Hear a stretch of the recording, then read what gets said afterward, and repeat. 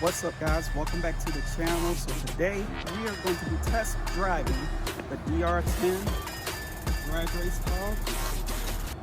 It's coming up to you next on this episode of No Pros RC. Enemies.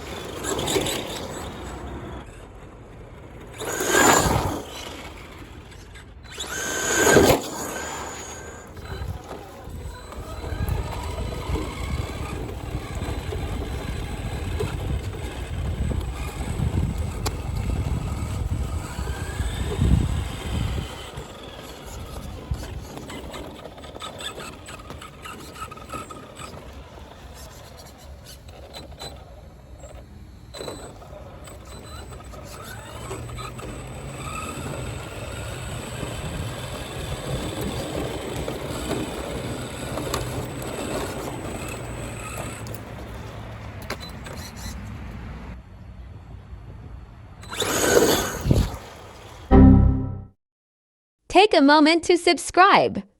Thanks. A few moments later.